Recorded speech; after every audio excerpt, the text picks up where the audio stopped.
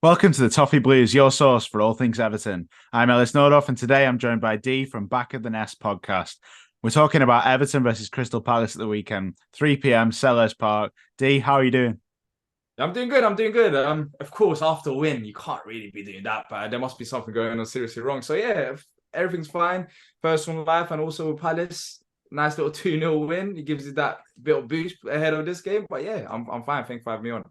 You're not doing bad at all, are you? Really? Another away win there against Burnley and sat pretty nicely, I'd say. 11th in the league, and Roy Hodgson's at the wheel, isn't he? How are you feeling about Palace in general?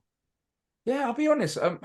It's been a surprising season for positive reasons. With Palace under Hodgson, you might think, oh, I mean, what they're really going to do this season, but we've had a ton of injuries to the start of the season, and we're slowly getting these players back. But despite the injuries, we picked up some solid points. I mean, even right now, we're saying 11th, yes, but I'm not saying we'll finish there, but we're only 3 points off 7th, for example, or 3 points off 16th. So I think we're in a nice position whilst not even seeing the best out of Palace yet. So I've been pleased. Maybe the football could have been a bit more exciting. But then again, what can you really expect when you have Eze out, Ellis out? I mean, even for one of the games, we had a Roy Hodgson out. Even we missed our True. manager for one of the games. That's how bad our injury crisis was. And yeah, we've been taking a game at a time, and we're coming into this game with a positive result against Burnley, which of course it does you well. It gives you that confidence that you really need, especially when you're playing, at home. The return of Eze as well must have been massive for you guys. He seems to be your key player.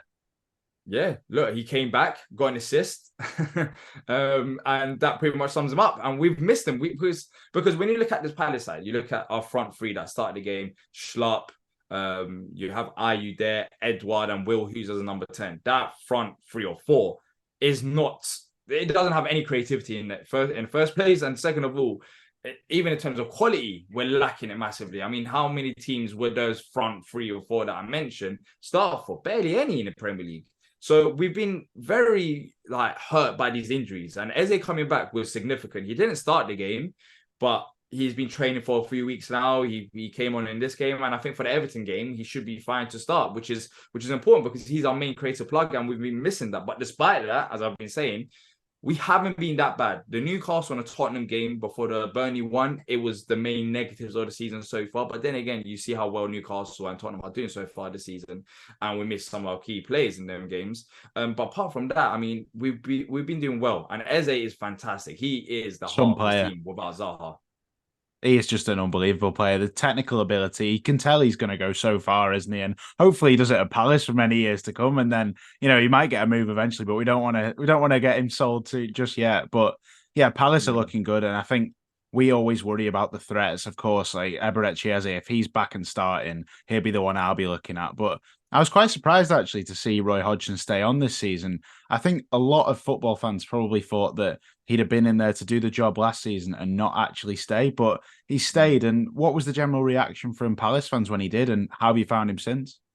Um, the reaction was a bit divided. Due to the fact that when he did come back at the end of last season, or towards the end of last season, the 10 games that we played some fantastic football. It was not defensive as we've seen under Roy Hodgson previously. We played some attacking football. We were still solid defensively. We were scoring goals, wasn't conceding that much, and it was exciting. But then again, the question marks were that can you continue that with a new preseason, losing that momentum from Vieira, the good things that we had in terms of keeping possession and that side of the game. While when you go into a new season, you're going to slowly lose them habits, and that was a big question mark. But it's about ambition, really, with Palace fans, because Roy Hodgson, he's going to stay here for a year, which I didn't really have a problem with him joining back at the club. It was a case of, I thought there were better alternatives for the long-term future. But we're going to end up in the same situation next summer, regardless, because he's only signed a year deal. And when you look at his age, I doubt he's going to continue much longer. So he was fantastic when he came in, and he did keep us up and kept us up very comfortably, and we played some exciting football. But then again, this season, hopefully we have a very good season and he ends on a high, but we'll be in the same position next summer. We're finding a new manager. So you do have that in the back of your mind. You do know that regardless of how bad or good we do now, it will change because there will be a new set of staff come less than a year now. So it's a question of what next already, even though how many games? 11 games so far this season that we played.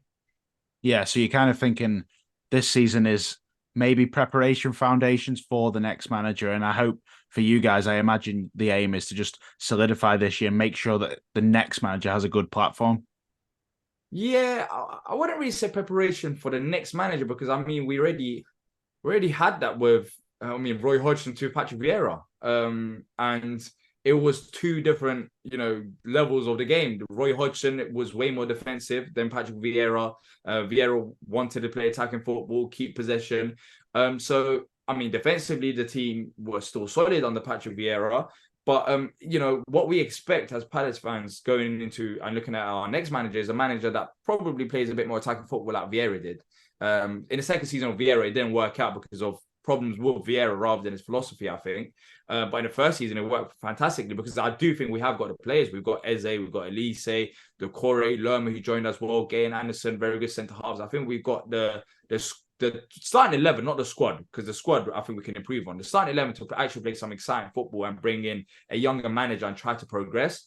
But then again, it all depends on the next manager. It depends on what we want to do as a football club. Are we willing to back the next manager to push on and buy further players to help support Eze and Elise? Or are we going to be content with the squad that we have right now? These are questions that it's hard to answer right now. I guess we'll find out next summer. But it's about ambition, really. It depends on your owners. As much as your owners want it, then you'll see on the pitch as well. If your owners want to improve and invest and improve the squad, then you will have that. But it all depends on them.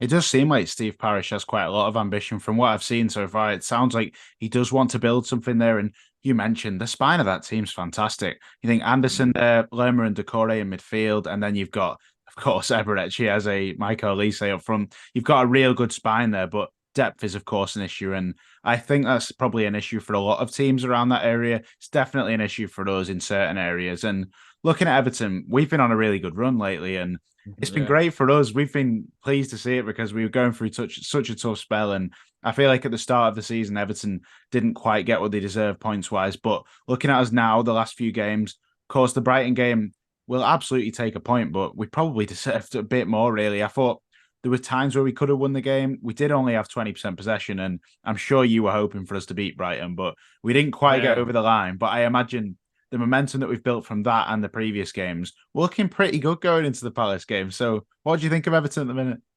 Yeah, look, you're on form. You're on form. I was disappointed that you only picked up a point against Brighton. I thought you was going to get all three, but then, yeah, and then, it happens. But I've been impressed with Everton. Even at the start of the season, Everton haven't been awful. The question was, you create the chances, you just couldn't finish them off. Well, at the start anyways. And then as the season's gone on, as you brought in some of these players are coming back from injuries as well, you have improved. But I even asked you this question because I think it's very hard as an Everton fan to maybe answer it. I'm just trying to think, if I was an Everton fan, what is your expectation for the season? For Palace, for example, I could say, top 10, because that's what the manager said. That's the aim. I'm not saying we'll finish it, but that's the aim. But for Everton, I guess you might have a certain section of the fan base who just wants to stay up. Some people mid-table, some people push top half. It's a bit confusing. I think Everton just needs to stabilize with a manager, build a squad, and go again, because there's been lots and lots of changes. There's been problems behind the scenes. There's been problems on the pitch, players, manager, and every year it feels like there's something new. Right now, you picked up this nice run of form, but you just need to have the stability for a few seasons. Just try to build somewhere. You build a new stadium, that's great, but financially, there's question marks there. Are you going to be deducted points or not? There's always question marks with Everton. I think for Everton to progress as a football club, they need to sort out not what's really happening on the pitch. Of course, that's the most important element because it depends on results, your gains, your financial gains, and your revenue streams. It depends on what you do. But for me, Everton just need to solve what happens behind the scenes. You just need to have a clear plan. You need to know what you're doing financially with the stadium. Of course, it was sad to see Bill Kenwright pass away as well. So, there's going to be probably, structure for the ownership structure, and that things might change there. You need to figure that out, and then afterwards progress as a club. Because right now, Everton for the past, 3 to 4 years, it feels like, or even longer than that, it's just stuck on crossroads. It's like one season, good season, you had Ancelotti, then you had just different types of managers. I think Everton just need to calm down a bit. Literally, there's so much going on with Everton. It feels like all the time. You're absolutely right about stability. I think that is what we're looking for with Sean Dyche now. And I feel like he's the man to bring us that. And, it might not be the most exciting football and it might not be the template, beautiful, progressive football. But to be fair, I enjoy it. And I feel like Sean Dyche is the man to bring that stability. And like you say, the new stadium is crucial. We need to be a Premier League team when that new stadium comes, without a doubt. And I feel like he is the man to bring that. And the form that's come in recent weeks, I think, is testament to the performances from the whole season. I feel like it has been warranted, and finally we're getting a bit of rewards from it. And I think that's largely due to Dominic Calvert-Lewin coming in, really making sure that the structure's all there now. We've got that striker who can link the play, hold the ball up. And I feel like in general, the partnerships are starting to form. Jared Branthwaite and Tarkovsky at the back, Onana and James Garner in midfield, and then, of course, Dominic Calvert-Lewin up front working with Decore. So there's quite a few things for you guys to worry about, but is there any player in particular that you are worried about? I think Calvert-Lewin, I think when he's fit, that's the thing. When he's fit, he's a phenomenal player. But it's a question of, how long can he stay fit? There's always problems as well with him behind the scenes. You got, as you said, Decore as well. You got players just like Palace of all around the pitch that can cause trouble for one reason or another. I'm not just talking attacking wise, even defensively that are solid players. So it's just a case of, having all them players, keeping your core and trying to build on it. And as you mentioned with Daesh as well, remember, he did, all right, cool. He did relegate Burnley as well. He did get relegated with Burnley. That, not a lot of people talk about that, but it did happen. He got sacked before he went down, though. Yeah, I guess so. I guess so. But another thing that he done is also make Burnley play European football. So he's had both levels of it. So I think, as you said, it's not the most exciting football for you right now. But if you just manage to keep him and you manage to build this core, you actually have a structure in place in terms of what type of players and what type of football that Everton Football Club wants to play for. Because I feel like you have an identity problem. You'll get rid of Daesh, you'll bring in an attacking manager, and then the group of players that you have right now wouldn't fit that. So you need to actually have the players that your sporting director wants you to play for, like in terms of possession-based players, technical players, defensive players. And I think Daesh right now, I think is a very underrated move. Of course, there's been times where you have struggled and people have raised question marks towards him, and rightly so. But yeah, you have got some quality players there. As I said, Calvert-Lewin is the one I'm most worried about, and I think it will be an interesting matchup with our defenders in terms of Mark Gahey and Yoki Madison, who have been very solid so far this season. I think that's 5 clean sheets in 11 games.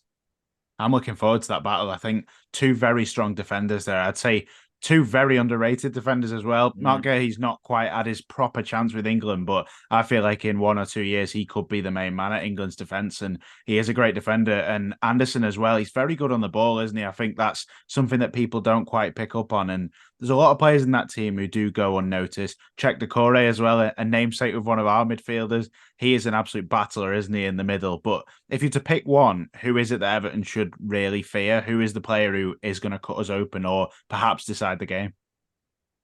So I think you have to, where I'm looking at this game is how are Everton going to score? As a Palace fan, and I say this against Newcastle and we lost like 4-1 and it was absolutely terrible. But like genuinely, our strongest point so far this season, because of injuries, has been our defense. I think we're joint top with Arsenal, and there's another team, I can't remember what team it is, with the 5 clean sheets, as I said. And I think Everton need to come up with a plan to try and hurt our defense, which teams have struggled against. Even when Tottenham did beat us, they in the first half they had 0 shots on target.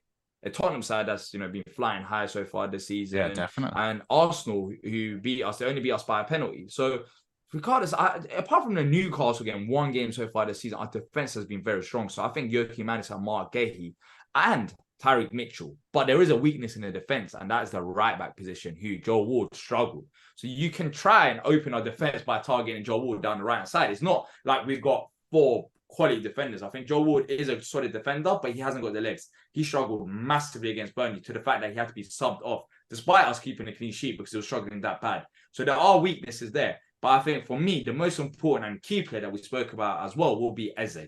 If Eze starts, it's about trying to contain him and trying to stop him, because he'll be the heart of the creativity. And also, just an under the radar kind of player, Jordan Ayew. He's actually had a very solid start to the season for us. He's always been solid in terms of his work rate and his defensive, quality and trying to track back. But this season is part of numbers in terms of like assists and goals. Like he's getting a bit more involved with the production side of things now that Zaha's left. So Ayew, you wouldn't want to leave him wide open because he got an assist against Burnley as well, and that was due to his work rate. But Eze is the heart of it, really. And if you want to hurt us, target the right hand side with Joe Ward. And yeah, that's the only way you'll probably be able to break through. Well, the easiest way, anyways. You might be able to break through other ways, like maybe target Tyron Mitchell. But yeah, Joe Ward is our key weakness. Right, so it seems like the centre backs are extremely strong, and there's a couple of weaknesses at the wing, but the full back. Sorry, so Yeah, I th- right back. Yeah, I'll say right back more than left back. That's our main weakness. Yeah. I'd say that's quite similar to us, really, because our fullbacks haven't fully nailed their places down yet. I'd say Vitaly Mikolenko has now. He's really been on form recently. So whoever you've got coming at us to the left back, then I imagine he will deal with him pretty well. Don't want to jinx that there. I might have just done that. But our right back, Nathan Patterson, he's trying to nail that place down at the moment. He's a young defender. He's got Ashley Young and hopefully soon Seamus Coleman competing with him. But they're two older defenders, so it's up to Nathan Patterson to nail down that position and make sure he's Everton's right back. So he's got a big task on Saturday because he's got to kind of show I'm the right back for Everton and I'm not getting ousted by someone who's considerably older. So there's a bit of pressure on him to make sure he does it right, but I back him and I feel like he can do a job. But for Everton to win, I think we've got to start with the defence as well because, like you say, I'm very worried about Everett Chiese, and the way we've won on the road so far has been sitting in and being really good on transition and counter attack. So my worry is that can we actually counter attack that well against such a good defense? So yes, we might sit tight and not let much go against us, as shown by only conceding 0.5 xg against Brighton. But can we then go and hit you guys in the break, use the ball well enough to break down such a good defense, but also such a good midfield in Lerma and Decore? Yeah, and I think that's where the battle is going to be, really. And it will be interesting to see how Palace break down Everton, because I mean, players like Eze will be able to do it, but then the players around him, I think it would have been significant if we had the likes of Elise as well. But as you said, I was surprised if it's a high-scoring game. I just don't see it really happening because of how both teams will set up in this game. You'll probably give us a ball and we'll try to break you down, but we won't also put like 7, 8 players forward. We'll try to be, sure that Everton do have players on the counter and we don't want to get countered. So I'll be honest, on paper, it probably doesn't sound like the most exciting game because I don't think both sides want to lose. And Everton probably, it would make sense for them to come away from home, pick up a point, pick up a few more points here and there and try to build on. Well, Palace, though, as a Palace fan, and I mean this with respect, if we want to achieve top 10, if we want to go push on this season, we're looking at these next 5 games, or including the Burnley one, and Everton's one of them. If you're at home, you have been on form, and I'm not taking that away from you, but if you want to try and push up the table, then you need to be getting results at home against, no team is easy in the Premier League. And of course, we've seen it with Everton recently. They've been fantastic by picking up their form, and finally they're getting the results or the performances that they were due. But if we want to be better than Everton this season, as well as you're doing, then I think we need to try and get results. So it will be interesting to see how Roy actually sets up the team, because I as a fan, I would like us to take the game to you and try to attack it, but of course we don't want to lose the game as well, because that'll be bad in terms of what we want to achieve this season. I think it's going to be a really interesting battle. And like you say, if you are competing for that top 10, you do need to beat teams like us. But I'm hoping that we can perhaps start competing for in that kind of area. I think the gap isn't too big. Like you said, you're only 3 points off 16th. I think if we win this game, that's how we stake our claim as a team that perhaps is in that region of 10th to 14th rather than being in that bottom 5 pack. And I think if Everton get the result here, we could really push on from that. But predictions wise, I don't think I'm going to quite go too positive. I'm going to go with a 0-0 because everything we've talked about suggests that it's going to be a really drab game. It was 0-0 last year when I went. I'm not going this time, but I'm going to go with 0-0. What would you say? I was thinking 0-0 as well, but I just want to say, because it really does sound like a 0-0 game, the way we've been talking. Like, it just sounds like you're going to be solid defensively. We're not going to be able to break you down. You probably won't have as many chances on the counter because we'll still make sure, we don't put all the numbers forward. So I think the game should balance itself out. But at home with Eze starting, if he could be the difference maker, maybe 1-0 Palace. Maybe that's me being ambitious, but I don't think it'll be a high scoring game. It could be 1-0 Everton, 1-0 Palace, or 0-0. I just don't see more than 2 to 3 goals in this game. But it's at home. It's at Selhurst Park. We beat Burnley 2-0. It was not a great performance, but we managed to get the job done. If we can do the same at home against Everton, then I think that will boost morale even further, push us up the table, get more points, and it'll give that confidence. So I think it'll be a tight game, but that one moment, maybe as a masterclass, could be the difference maker. That's what I'm worried about. The Eze masterclass, that's definitely what I'm worried about. But to get an away win and then a home win straight after, that would be brilliant for you guys. And for Yeah. us to win as well, for us to win on the road again, I feel like it would get rid of a lot of critics of Sean Dyche. And I feel like it would really stamp us as a team that's not going to be in a relegation battle this year, a team who's going to be competing in the upper bottom half of the table, perhaps mid-table. But before you go, I've got one thing for you, okay, D? So three people, sorry. They can be players, they can be celebrities, actors, whatever you'd like. You could sit down, have a meal with them. We always ask a random question at the end of this show. Who would they be? The hard one. I mean, there's so many people around the world that I could pick. That I could have a meal with. I don't know what table would be chaos. I'm just trying to think of even like footballers. What Bring like the chaos. yeah, exactly. I want chaos. I want chaos. If we're gonna go for dinner, we might as well just have chaos if I can pick three people. I'll pick. I don't even know. It's so hard. It's so hard to answer because I'm thinking of like how many names off the top of my head right now. Um. Um. So should we just pick? All right, let's just pick a Palace. I'll pick one Palace, but I'll put Zaha there, and I'll put Zaha on the table with Lewis Dunk. Um. and then you know what? Let's have what's his name? I forgot. How can I forget? Our manager that I've got geez, how can I forget? The ex-Blackpool manager, Ollie, what's his name? I forgot. Anyways, let me just pick another one because it was the ex-Palace manager that I totally Ian Holloway. That's it. Oh, Ian yeah. Holloway. I forget Ian Holloway. I'll put Ian Holloway with Lewis Dunk and Wilfried Zaha. I think that would just be chaos. I don't know how, but Ian Holloway was very upset with Brighton. Lewis Dunk will be there, Brighton representative. You'll have Zaha there as well. It'll just be interesting to see what happens in that table. But yeah, that's the three I'll pick. So you're just going to sit back and just enjoy the chaos. Yeah, just sit back. Just sit back. Just let them talk it out. Why? Because there was I don't know if you know, but there was a little situation when we played them in a playoffs final where I think someone must have done the number 2 in our dressing room and it stank like absolutely what you know. So and all them 3 players were involved in that game there. So it'll be interesting for them to all talk it out and see who done that. So yeah. Well, that's the best approach I've seen so far to the to the 3 people because you've just basically gone, what will provide me with the best entertainment, and exactly. they're going to deliver it. I'll just have my dinner instead of watching a Netflix show. I just watch what's in front of me, so it still works out for me. That sounds perfect, mate. But thank you very much for coming on, D. It's been great to have you on. Thank you for having me on. No worries, pal. But that is all from the opposition view this week. Big game for Everton, of course. Big game for Palace too, coming off the back of an away win. And I feel like Everton can do it, but whether we will is another story. It'd be great if we can continue this momentum. Please do leave your predictions in the comments. Let me know what you think. Are you backing us? I didn't back us today, but I believe we can do it. But I'm thinking about that Palace defense that D's been talking about. But that's all for now. Do leave a like, drop a comment. See you in a bit.